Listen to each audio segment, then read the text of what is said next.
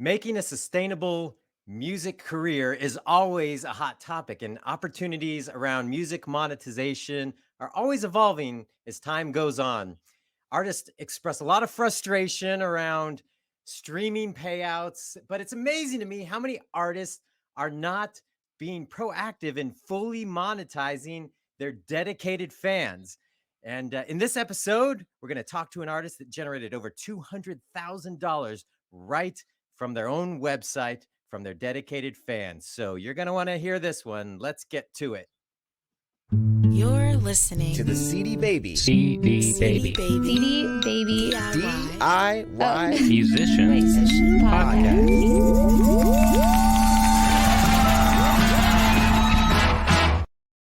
Hey there, and welcome to episode number 299 of the CD Baby DIY Musician Podcast. My name is Kevin Bruner, and joining me is Chris Robley. Chris, 299. Did you ever think we would be on the verge of crossing the big 300? Well, last week I did, and I thought we were going to cross it sooner because I wanted to correct the record. The last podcast ended with me saying, hey, episode 300 is next, and I was wrong. But next one will be episode 300. I'm really excited about that. Yeah, we got to figure out what we're going to do to make it special. There's so much we could discuss, how far we've come. I remember when we hit 100 episodes, we had a little party in our then very tiny office at our old location. We had balloons. There was balloons. And we actually video live streamed it like way before that was really a thing that most people were doing. Yeah, we had to have like 3 computers to do it. That was fun. I was thinking what we could do for this one is to talk through the very many things about music, about tech, about marketing trends, about our own lives that have changed over those years. I don't know if that's of interest to people, but it's of interest to me. And you and I will talk about it. If people listen, they listen. And they'll be there to support us. They'll be there to support us, Chris. And there's always the listen at 2x speed, if it's not. That's right. Hey, while we're talking about potentially crossing 300 episodes, you want to make sure you don't miss an episode. Be sure you are subscribed, whether you're listening on Apple Podcast or a podcast app, Spotify, or on YouTube. Hit that subscribe button on YouTube. It's down below. Don't miss an episode. On YouTube, we're doing lots of extra content. So head over there and subscribe to our YouTube channel anyway. It's just youtube.com/cdbaby. But yeah, make sure you're subscribed. You don't want to miss an episode. We're going strong and lots of great content coming even beyond 300th episode. That's not the finish line for us. It's just a new chapter. Yeah, there we go.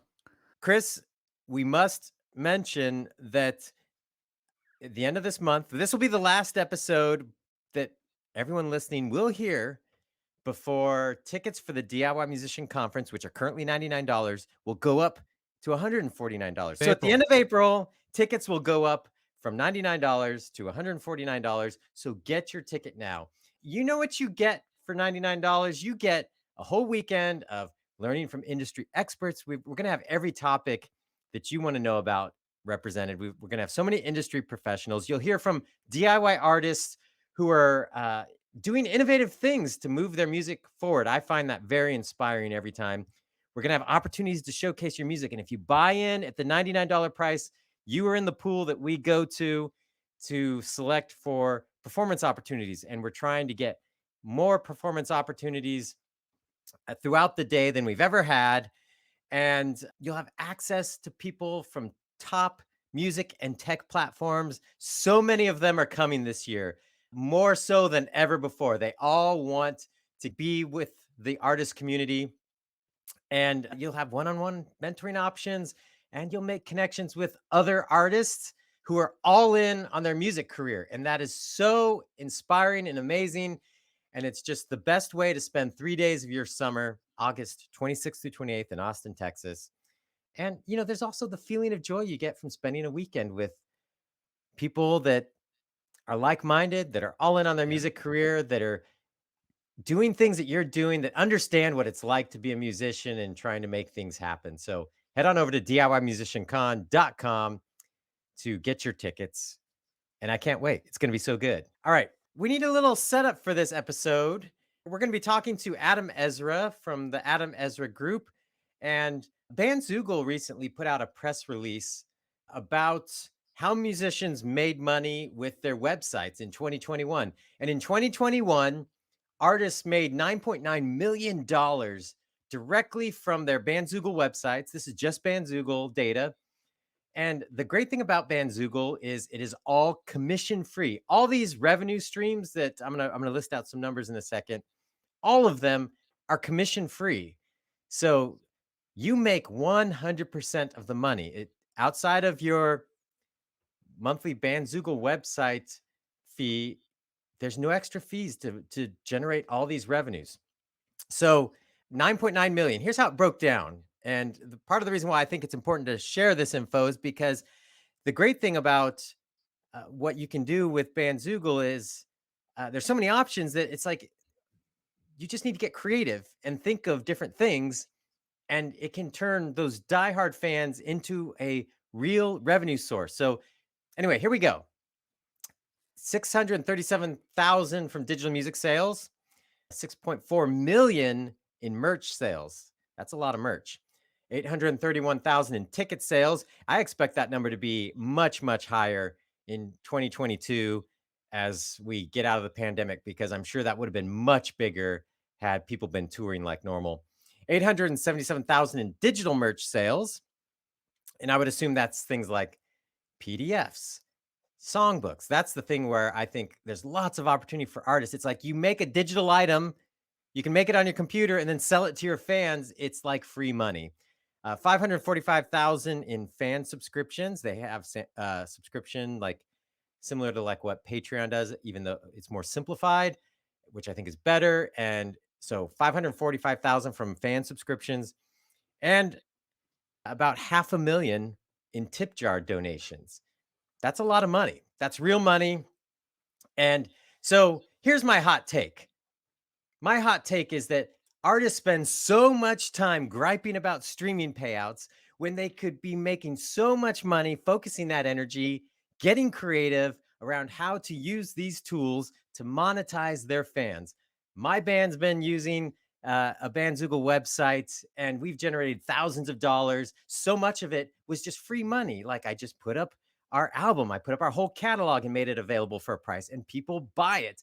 We've made PDFs available. We've made CDs and merch. They've got a Printful integration that costs you nothing, literally nothing, to make shirts available and try out and see if your fans want them before you sink a ton of money in merch. And so instead of complaining about streaming services, yes, there's work to do to get artists paid more in that arena. Focus your time and energy on monetizing your diehard fans, because that's where there's a lot of money being left on the table for you as an artist. So that's my hot take. I've been doing this the last year with a Bandzoogle website and was just shocked at how much money we were able to generate. And I must confess, I haven't been as dedicated towards it as I could be, but it's really made the difference with our last release. So, yeah. I wonder if listeners now are saying, okay, that's all well and good. Like I can get the tools. I can have a Bandzoogle website with a zero commission merch store or web store. I can integrate it with Printful. That's great. But I still don't have any fans or customers, which is sort of the point of this episode. We're going to talk to an artist who has done an amazing job building a connection with his audience and motivating them in more of an emotional appeal than an actual sort of call to action to purchase anything. He's driven a ton of sales just by building a great fan base. And before we get into that interview, if you're interested in getting a Bandzoogle website, just head over to bandzoogle.com/cdbaby. You'll not only get your website, but you'll get free music distribution with it as well. And unless there's anything else, Chris, I think we can jump into our interview with Adam. Let's do it.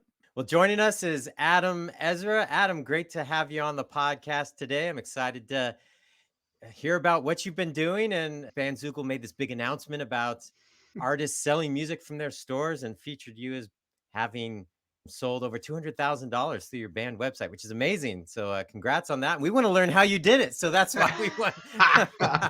Well, man, thank you guys so much for having me. It's really nice to be hanging with you. And as an underground indie musician, I just have so much respect for people out there that are trying to help us musicians figure it out. And you guys do a great job of that. So thank you.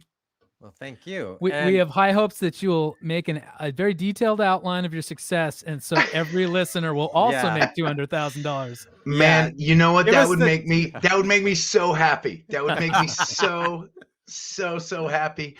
I have to just give you guys a prerequisite in that I think one of the ways you know that you're an indie artist is that you wake up every day and you're just banging your head against the wall trying to figure out the next thing and trying to take the next step forward and trying to keep the train off the track. And I've been at this for quite some time now, and that feeling has never gone away from me, even though that is an impressive statistic that you just threw out there from Bandzoogle. And I'm super happy to talk to you all about it today.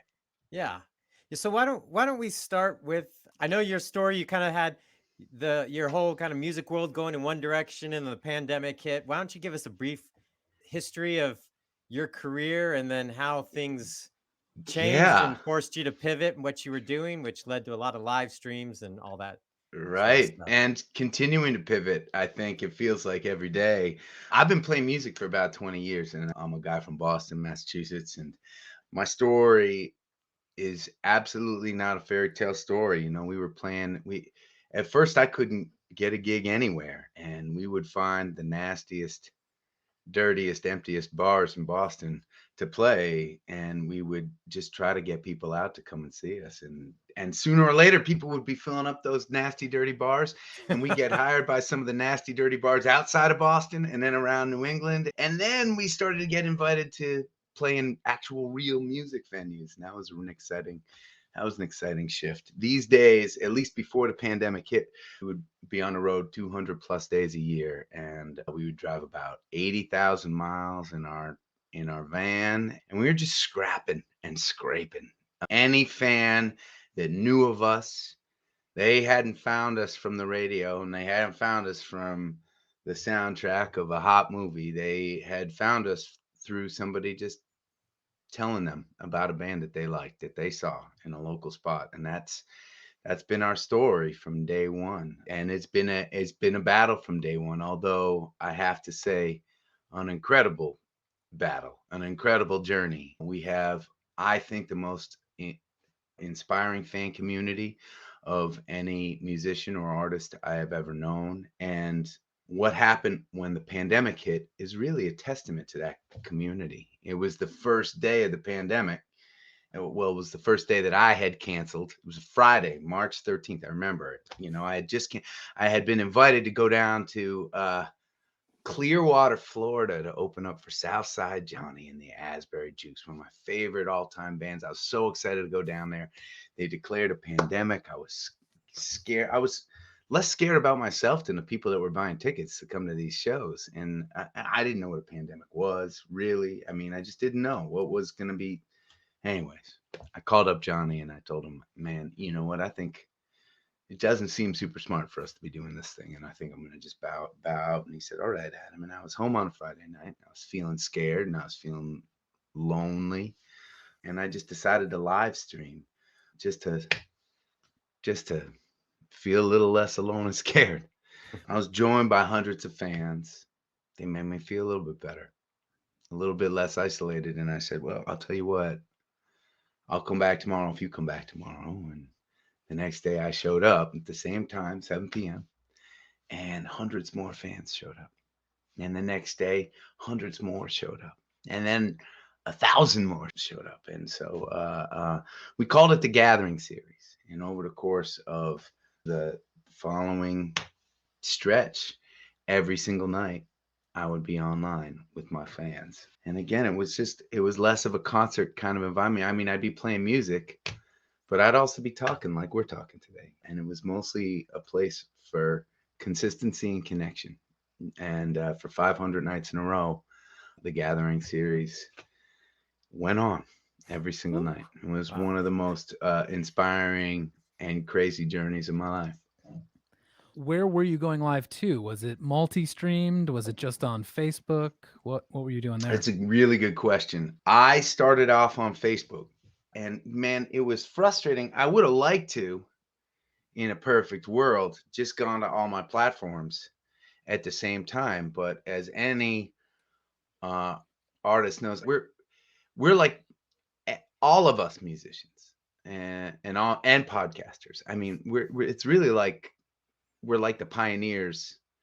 And I mean, not like pioneering an industry, although we are doing that. It feels like we are trying to get from one side of the country to the other side of the country with no roads, right? And you have all these social, right? It's like the wagons hitched up to the horses, but we don't know which way to go, and except for west, maybe. But there's, for some platforms, you're supposed to shoot horizontal, and for Instagram, for some reason, you have to live stream vertical, or it doesn't.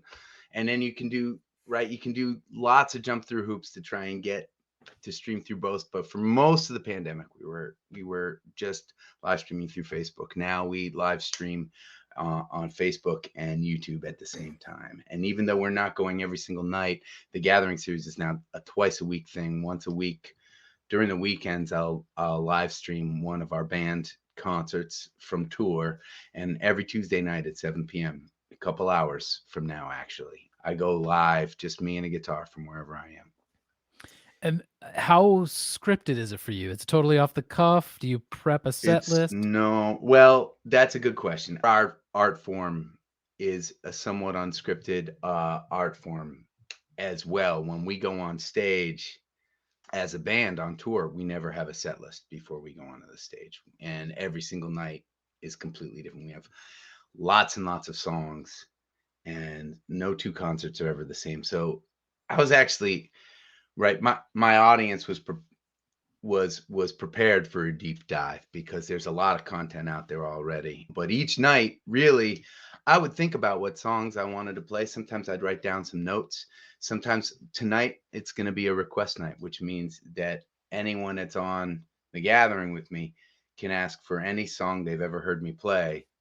The game is I finish a song, and then when I look up on the chat board, whatever the first request I see is, I have to play it. Right. So they're pretty tough on me. I mean, there are songs, I think I've probably shared about 500 songs or 400 songs at this point, hundreds of songs of my own, and then a bunch of, tributes to other artists. And we have an incredible fan. I mean, they keep stats of every single, there's a fan named Setlist Scott that keeps the set lists of all of the live gatherings, and the fan community has created actually like an online spreadsheet of all the different songs that have been played from the beginning of so they can reference songs. If I share a song for a first time, they can look up when that first time was, and they can request it 3 months down the road if they want to be really nasty.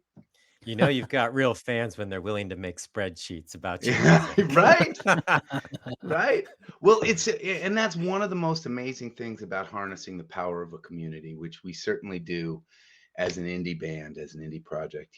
Every single person comes to the table with their own personality and their own skill sets, and not everybody is a super cool hipster rock and roller. There are a lot of computer programmers out in the world, and teachers, and people that love spreadsheets. And I have a sincere belief that the community is most powerful when it's diverse, and ours certainly is. And one of the things I am very proud of, much more proud than however many dollars in sales I'm creating over Bandzoogle, I'm very proud of creating an inclusive fan community where everyone feels welcome and inspired to contribute.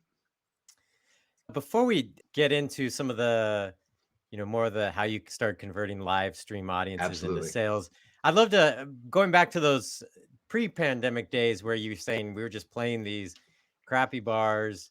Yeah. What do you think was working back then? Because we have there's a lot of artists that are in the audience listening to this right now that are probably thinking, oh, if I had a good venue, then I'd really be able to make something happen. Oh But man, isn't that the catch 22?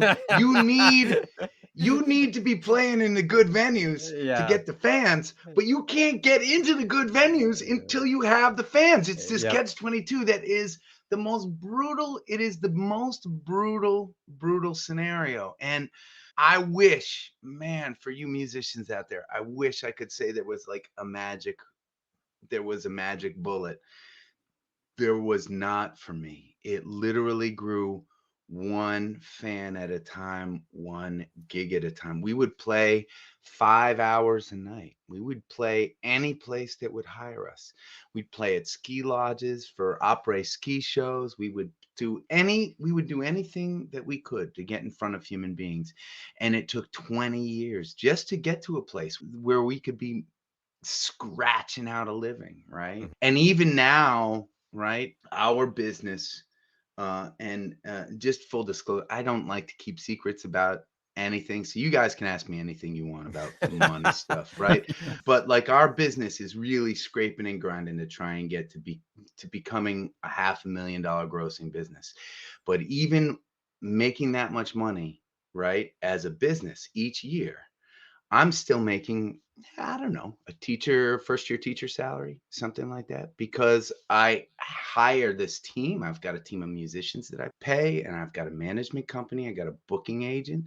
I've got a bookkeeper and an accountant. I've got a tour manager. We have got a lot of people and a lot of mouths to feed in order to do the things that we're doing. So even after the 20 years, the good news is, though, if you don't have the golden ticket, you don't get some record deal, you don't get on some soundtrack and get catapulted into the stratosphere, right?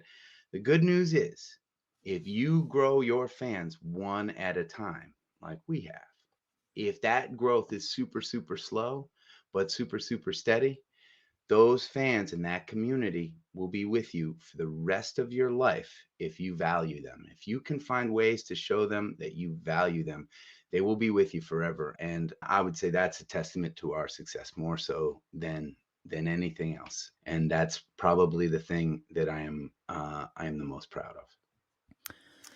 I'm curious. One question I had before we get to the merch revenue side of things is Sure. if that was a 20-year climb and a lot of Yeah. work, how many times, if at all, were you sort of tempted to get off the train, or what sort of things did you actively have to say no to in order to stay available to your own artistry? Yeah. That's a really good question. Never did I think about getting off the train. I made a pact with myself on day one that there'd be no plan B, and that I'd probably wake up, tomorrow. The odds are I'd wake up and I'd find myself 65 years old playing on Thursday nights at Joe's Crab Shack in the North Shore. And I had to be okay with that before I started, because otherwise it's too hard and it's too painful. And if there's a plan B, man, I would have wanted to take that plan B, because it's too hard a road otherwise. What was the second part of your question? Were there things that I didn't, was If there you a had to commit line? if you had to commit that to yourself, what did you have to say no to along the way? I'm really bad at saying no to anything. We had a joke. If an offer came in and it was for some kind of an event or some kind of a corporate thing, before they would even describe the offer, I'm like, do they need me to dress up like a dancing cup of coffee? I'll do it. Come on. What are we doing? Come on, bring it. Luckily, I never had to do that. I guess I would say that I could have made a lot of different choices. There was never, or I'd say rarely, a situation where I just had to say, that's not me so much. But I think that the kind of writer that I am, the kind of path that I've walked, has been a little bit self-selecting as far as the kind of opportunities that have come to me. And really, beyond the one gig at a time kind of a scenario, there's nothing that I can point to that says, oh, I could have been really successful, but I decided to stick to my guns instead. I tend to not look at the successful artists in the world, and it's very hard for me to consider anyone a sellout because I know how hard it is to make it for anyone, even people that have had a much easier path than me. They work so hard. Even people that have gotten this golden ticket, right? Like, I mean, it is so hard. And for some people, the easy path can be a curse too, because fans that come quick because you got a hit song, they ain't gonna be around a year later if you don't have another hit song. They don't care about you. They care about your hit song. And man, can you imagine that kind of pressure?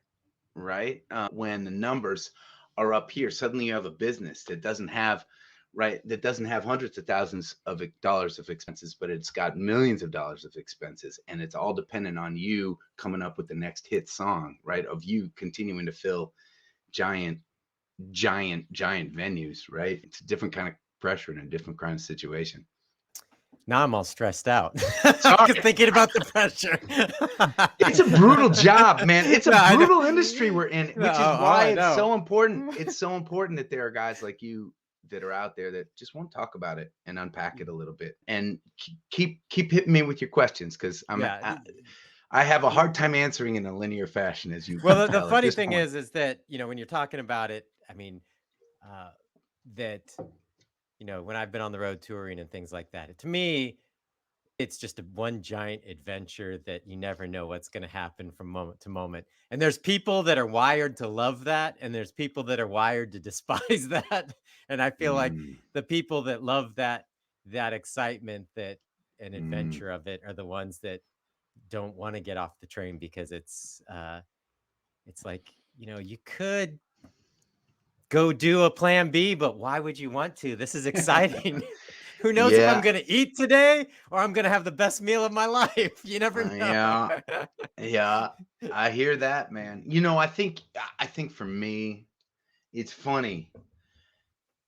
I think I can maybe give or take the excitement and the adventure, believe it or not. I think the actual adventure for me is getting to make a connection with people each night in any form. Some of my favorite nights have been nights in which we have very low ticket sales in some market that we haven't ever been to, or way back in the day when most nights we had very low ticket sales, and many nights we would be in danger of outnumbering the audiences we'd be playing for. And there's got to be joy. There's got to be joy in those moments. There's got to be joy in connecting to the one person. There's got to be joy in creating the sound that's emanating off the stage and filling the room, no matter who's in the room. And that's the big, that is, I think, the thing that's kept me going. Just the joy of connecting, the joy of making sound. That's never gone away from me. No matter how many times I play a song, I've yet to get sick of playing a song for our fans. No, that I agree with that 100%. That Right on. that idea of you're doing something only artists can do, in that you're creating something that has meaning and power and speaks to people in certain ways. And that's that when you get to be a part of that, whether it's for those 2 people in the room or it's 10,000 people, it's special either way. Yeah. Well, let's talk about what you're doing on the sales side with your website and in your store, and just some of the ideas and any advice that artists you might have for artists about, like, hey, here's how you're not taking advantage of one of the main revenue streams and selling stuff from your website, and here's how you're taking this online fan community went mostly online during the pandemic. You were streaming every night, and then how are you getting that to turn into real sales? Sure. I am going to talk to you about some of our numbers from the website, and I'm going to put them into four categories, and we can talk about some of the different things that I've done in each one of those categories. One is the online merch sales. One is donations for the live stream performances. One is non-traditional touring, and one is our special trips that we've started creating. So let me start with the non-traditional touring and the special trips, because to me, that's what's really juicing our statistics more so than anything else. And we're very fortunate to be working with a company like Bandzoogle, which allows us to turn our website into like a really functional home base for our business. And we can set up shows and create ticket links for those shows right on our website, and they don't take money from that. And that's a big game changer for us. About 5 years before the pandemic started, um, I started a tour that I called the Get Folked House Concert Tour. And basically, we have this incredible fan community. And as you guys probably know, a huge part of folk history is playing house concerts, and playing concerts in barns and fields and all sorts of non-traditional places. And so I think it was 2016, 15, 14. I really can't remember when it started, but basically I just went out to the fans and I said, look, I'm giving the band a month off. And if you want me to show up to your home and play a show, let us know. I've got a team that can teach you how to host a concert, and we'll take care of your ticket sales, and you can apply here. And we created an online application. Hundreds of fans applied, and that became this awesome annual tradition. The Get Folked House Concert Tour turned into 2 months. I would cram like 60 shows into 2 months. I would do double headers on the weekend. I Oh would drive man. all over the country. I was just right. And we would just, now it took a tremendous amount of work on the back end, right? When I talk about our gross and how much money I spend on my team, I have to hire extra people on my team to handle stuff like spreadsheets for ticket sales, and to I have a team that knows how to talk to potential hosts and say, this is how you host a concert, this is how you're going to be successful, this is how you're going to create a seating spot and turn your living room into a concert space, this is how we're going to maximize tickets, this is how you create a good listening environment. But it's been an amazing journey and a huge supporting revenue stream and a really special experience. Anytime you can go to a fan's house and give them a truly intimate experience, sit around and tell stories, let them know about yourself, and play and play. It is diving deep with people to share an intimate experience in that, uh, that will, those fans are going to become the core of your engine, right? That is that you can that you can do anything with. So fast forward to the pandemic, and I'm live streaming every single night, and the summer is rolling around. Um, we we did this crazy thing. This was pre-vaccine. We did the crazy thing. We called them live gatherings. We used a very similar model to our house concerts, where we had a spreadsheet. We had host applicants. We sold tickets through our website. And we even had an algorithm through which people submitted the square footage of their backyards. This all had to be outside, and we had to keep people safe from each other, right? Like we did not know what was going to be happening. So we created, no, you could buy tickets in pod groups, and depending on your pod group, your pod size would change, and the boundary around your pod, between your pod and another pod, would change. And so as people bought their tickets, our spreadsheets would subtract the square footage used from the available square footage. So we can never oversell a backyard.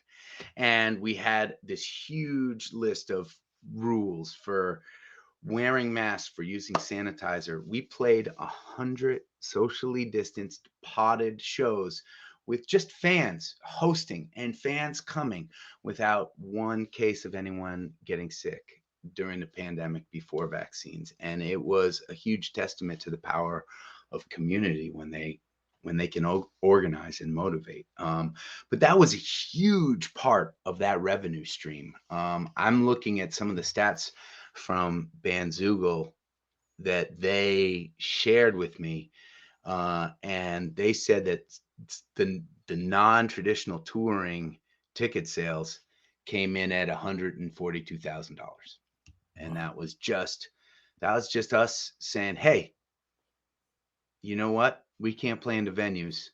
We're going to make this happen. We're going to find outdoor spaces, and we're going to respect one another, and we're going to do this safely. If you've got an outdoor space and you want to organize, we'll help you organize. We'll help you do that. Apply." And hundreds of people did it, and it was an inspiring experience. The square footage algorithm calculator, it really throws a wrench in that whole thing where you're like, we need to oversell this venue by 5 or 10% because people always don't show up. It's like, you got to get it exact. How about this? How about this? It's even worse than that, because if it's raining, you just cancel. So if you can't play inside.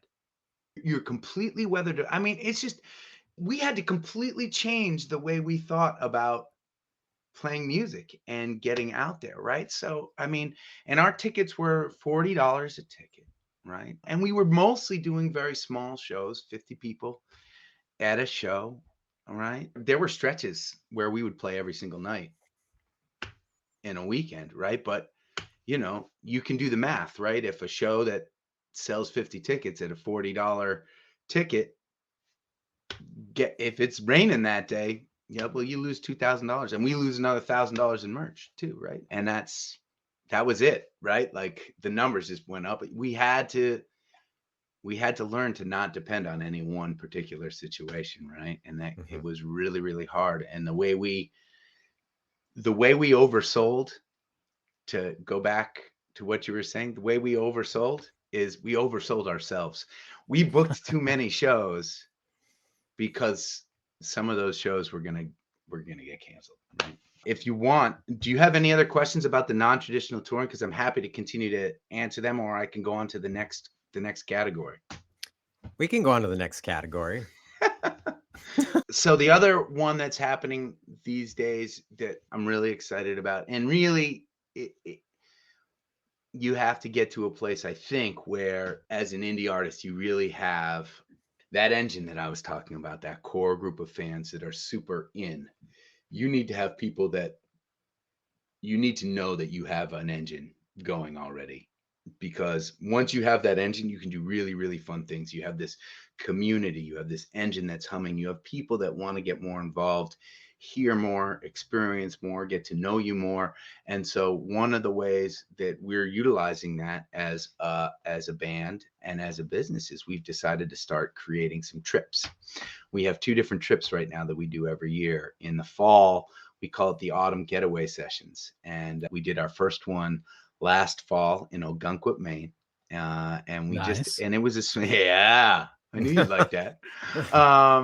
And it was small. We just had 80 or 90 fans. We all stayed in a hotel for 3 days.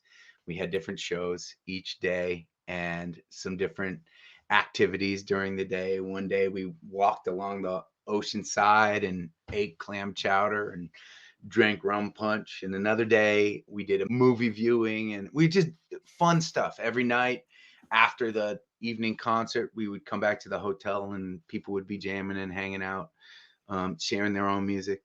It was pretty special. And it helps that we're a band that can play 3 nights, 3 days, and not repeat a song, right? And we upped the ante actually even more on our second trip. We called that the Winter Gathering. So this was an opportunity. We've had all these people in the Gathering series that have been tuned in online to our live stream. And we said, we're going to do a 3-day trip. And this is going to be a very unstructured trip, because the main goal of this trip is for all you gatherers who've been chatting with each other and hanging with each other for all this time, you get to connect with each other now. And so this trip, we rented out an entire resort in Fairleigh, Vermont, Lake Moore Resort. Awesome place. Could hold like 200 plus people. So we had 200 gatherers come, and every morning we would all wake up, we'd eat breakfast, we'd do an acoustic show. The rest of the day was free time. We'd get together for dinner and then a band concert at night. And we did that 3 days in a row. So 6 concerts. And again, no repeats on those 3 days. And so we dove super deep into the music and into each other. And that was a great experience. And not only was it it's complicated. Again, for those of you musicians out there that are thinking about organizing trips, it's hard. It's hard. And I've known a lot of musicians to do this in indie ways. Oftentimes those musicians will hire other musicians to join them on the trips. And so it's like a multiple day festival and everybody hangs out. And an artist that does a wonderful job of this is my friend Pat McGee. I don't know if you know him, but beautiful indie artist. And he does awesome trips. Another great singer-songwriter, Ellis Paul, does a bunch of trips with songwriting and travel and all sorts of stuff. And they're just a great way to utilize the core of your engine. People that can't get enough, that would love to dig into 6 shows of yours and talk about music and hang with you in between. That's Yeah, really cool. that's really cool. Yeah, I've seen bands doing that, but I think you're the first person I've talked to who's actually has done that. And I've seen lots of cruises happen too, where, like you said, it's more of like a festival. A band kind of gets a captive audience, and then they have a bunch of other artists. But yeah, that's awesome, and also somewhat terrifying that you're the only you're the only entertainment You there. have to get to a place, right? And let me also, right, the terrifying thing that's real, and that's okay. Thinking about being online and live streaming for an hour every night for 500 nights in a row, that's a terrifying statistic. And it even having been through it, to try and be entertaining, it can't be about trying to be entertaining anymore. And my art form is different than other musicians. Some musicians, take an Alison Krauss, right? I've seen Alison play. She is breathtakingly perfect in everything she does on that stage. And it is like, whoa. When I go to see Alison Krauss, when I listen to Alison Krauss, I am like hearing perfection embodied in a human artist, right? That is not me. I am a different kind of artist in that I just want my humanity to be puking out of me. And I want us all to experience being human. So over the course of any given night, I will do things to myself to take myself out of my comfort zone. Try a song for the first time, try a song that's not finished, talk about an incredibly embarrassing thing that happened to me at some point, just be honest about something I'm struggling with. And all of these things end up becoming a part of the performances, and they take the power away. They take the fear away from having to be this perfect, engaged artist. It's the only way I could do a 3-day trip as the only artist. It means that I'm doing the musical equivalent of walking around in my pajamas, right? And that's just the art form that I like the most. I like being as real and raw as I can be. And so it's very conducive to the way I've tailored my business to dive deep with fans. I'm curious about, you've talked about a lot of the sort of unique performance opportunities you're selling. How much are you doing, the merch that a lot of artists think of at first, t-shirts, CDs, vinyl, whatever else? I don't do vinyl because it's expensive to make, but more importantly, it's delicate and takes up space to transport. And so it just feels like the cost benefit that's hard to swallow. We sold last year just online, we sold $19,500 in merch, but most of the merch that we sold last year was on the road. We probably around $100,000 in merch, right? And so we're selling a lot of it, and there is a tremendous amount of effort that goes into coming up with cool designs, continuing to change what we're selling, trying to guess the bell curve of the sizing for t-shirts and hoodies and whatever else you're doing, creating special items for special events. We're beginning to do a lot of print to order stuff, which has saved a lot of those logistics. But a good portion of what we make live, somewhere between 25 and 30% of our, and maybe 20 to 35% of our income on any given night is merch on top of what we're making, even when we're playing. And the irony is, the nicer place you play, the more people are spending on tickets. Actually, the more you end up making on merch on top of that too. So, with the so, people yeah. who are showing up to your website to buy things, do you feel like you can see it's a direct result of you actively driving those sales, or are they just fans want to buy something, they come to your site, or are you on your live streams and in emails and stuff saying, go here, get this thing, it's on sale? I don't do a ton of that. I do talk about merch a lot, but I am challenged by artists that very actively are trying to sell, trying to get donations, trying to bring money in.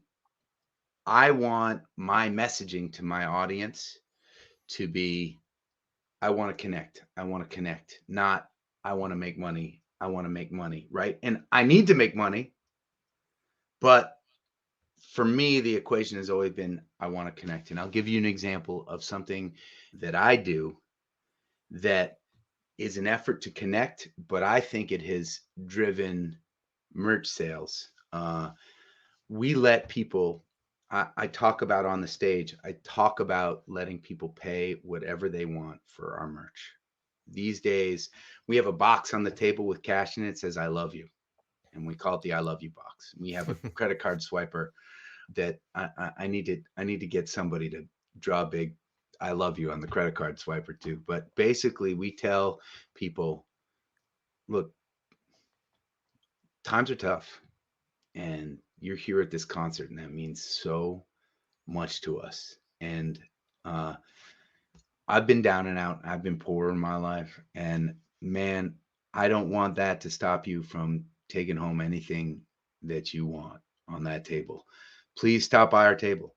Take what you want. If you can pay for it, awesome.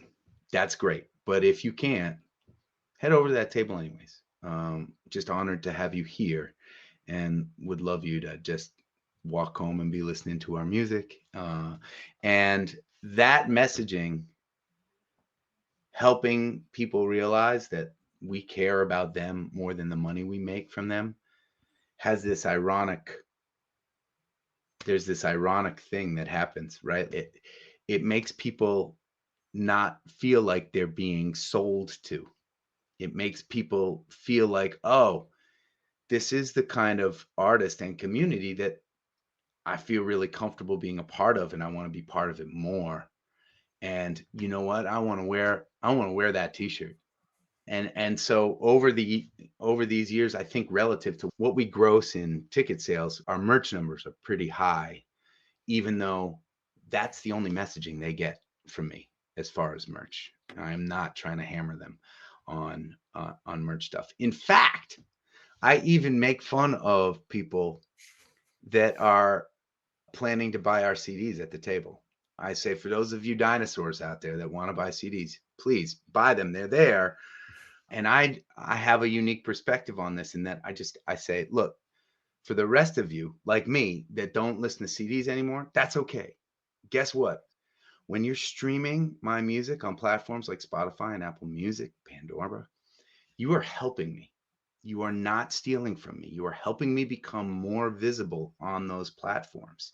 And you are helping algorithms click into place so that when somebody is listening to some other artist, it's going to click over to the Adam Ezra group, and they're going to start listening to us. All you have to do is be online and enjoy our music and stream it, and you are actually helping to promote us out there. And that's, I think, a powerful message for people too. When we did our live stream, our gathering series live stream, I never once asked anyone for money. Not once. I never once talked about the money side of things.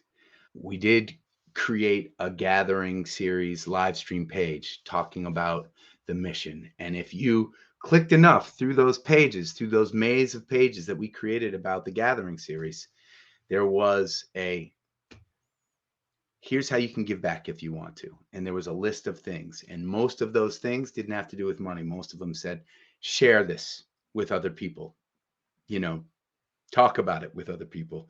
And at the very bottom, there was, and if you really want to contribute, here's a link to make a contribution. And fans found that link and contributed tens and tens of thousands of dollars over the course of the pandemic for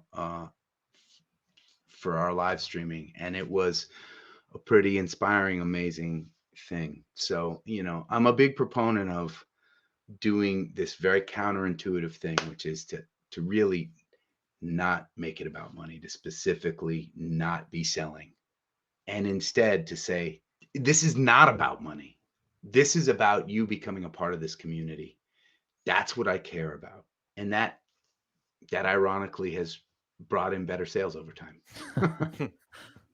I'm curious about if during the live stream, or I should say during the pandemic when you were live streaming a ton, is there something you learned creatively or about performance or whatever that you didn't know before, that you weren't doing before, that you're still doing now that you've moved back into like touring and Yes, I think I learned that the more real and vulnerable I can be, particularly about the parts of me that I don't like so much, that's the best kind of art.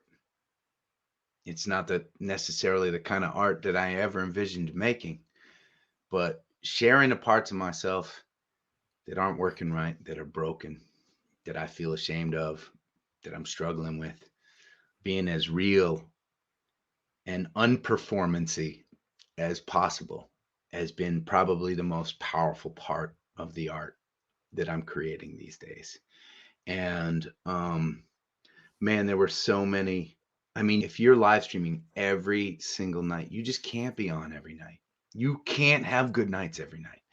You have, and during a pandemic when we're all like totally depressed at times, right? Yeah. Seeing the world collapse around us. And there was just I couldn't hide behind performance. So now that I get to walk out on awesome stages with awesome lights, there are lots of easy ways to hide behind performance, depending on what's going on in my life that I'm not happy about. And so it's really, I think it's helped keep that perspective right in the forefront of my consciousness when it comes to being an artist, which is just as real as I can be, as raw as I can be. That's going to be the parts of me that connect the strongest with my audience. And it's not for everybody. It is not for everybody. Alison Krauss, you just hear her beautiful voice and her fiddle playing, and her band hits every note incredibly perfectly, and there is no way she is calling a song that her band has never played before and saying, okay guys, follow me on this one, because I just wrote this a couple hours ago, and the person in the third row who I was talking to before the show just requested it, right? Like, but we'll do that, and we'll train wreck sometimes, but people will be on the train ride with us. Was that the final bucket that you said you had 4 buckets? And I know we're I running did. I short on kind of talked times. to the fourth bucket was the donations from live stream performances. Oh. And so, I would say both the donations from live stream performances and our merch sales, I would almost call them unstrategies. I really aggressively tried to not sell, which is not to say I didn't want people buying. I just didn't want that to be the messaging that I was getting across. Right now, we do not do the gathering series, the live stream every single night. We do it 2 nights a week. And what I did was, I got together with my team and I was thinking, like, how do we monetize this? Because we're out of crisis right now. People aren't hanging on to the gathering series, and I want to keep doing this series indefinitely, but it takes a ton of effort and it costs resources and time and all sorts of stuff. What can we do? And so we started talking about NPR. And I'm a big fan of NPR. And we thought, what if this was and continued to feel like a service? This is a service for the fan community, the Gathering series. That's how it was from the very beginning. And that's how we want it to continue. So, what if we created like a member supporter program? And again, we were able to do this through Bandzoogle. And we said to fans, this is a free concert series. But if you want to help, if you want to help keep the Gathering series alive indefinitely, we would be honored if you wanted to become a member supporter. And so fans had the opportunity to join up to pay a recurring monthly fee, and we had different tiers of ways that they could do it. They had to look it up. It was not something that I talk about a lot, but I do thank my member supporters for the Gathering series a lot. And really the community has done a wonderful job becoming members and supporting the series since then. Well, excellent. Yeah, I mean, it sounds like a lot of what you've been doing is really focusing on that community message. We're here for some greater purpose, not just to sell you stuff, which I think so many artists miss, and then they just go right to buy It's so hard. my crap. It's so hard. It's so hard because we are artists and we are struggling and we need money so, so badly, right? It is like, Yeah. it is so hard not to get caught up in that need and let that need filter into your messaging, right? And again, there are artists that are out there that talk about that stuff all the time and they sell stuff all the time and they're great at it. They do a great job. It just has not been my personal path. To me, I have always thought about my journey as the marathon and not the sprint. And I want my messaging to my fan community to be, hey, I want you on a journey with me. I don't care about your money. Come on a journey with me and stick with me because we're going to go some fun places. And so far, man, it has been a super inspiring ride. Yeah. Well, for anyone that's wanting to connect with you, where can they go? Where should they check out? Sure. What do you want? I would have y'all start at our website, I think, adamezra.com. I would also encourage you to stream our music. You ain't stealing from me. Head to Spotify and search for Adam Ezra Group. We're currently in the midst of what we call the album project, which is an anti-album. We are working on 20 studio tracks, and rather than waiting for the whole thing to be done, we're just releasing them one by one as we finish them. And they're all free and they're all available to stream on any streaming platform. You can also find us on the Gathering series. You can link to that from our website, or you can find us on Adam Ezra Group at Facebook or Instagram. Anywhere you search our name, you'll find us. All right. Well, thank you for being on the podcast, Adam. Thanks for taking time out of your very busy schedule, and we appreciate you sharing all your knowledge and your experiences with our listeners. I so appreciate you guys wanting to talk to me. Appreciate it. It was super inspiring. Thanks, guys. All right. Thanks again to Adam for taking the time out of his schedule to talk to us. I know he sounds like a busy dude. I mean, hundreds and hundreds of shows, and he's really making it happen. You can check a lot out on his website. He's got lots of information about what he's doing and lots of good stuff in there. If you have a question or comment or want to weigh in on anything that we've had on the podcast recently, you can do so. Call our listener line at 360-524-2209, or you can email us at podcast@cdbabypodcast.com. But yeah, I think that's it for this episode. I think next time it's 300. The march to 300. We made it. We're here. Yeah. And one other thing, I don't think it'll happen for episode 300, but we do want to have the Bolt for long time listeners come back for a little visit. Maybe we have a short discussion about what he's up to and his life in branding and web design and all that stuff, which I'm sure will be informative. Yeah, maybe we can get him for 300. We'll see. I'll ask him. All right, we'll catch you all next time. Take it easy. See you soon.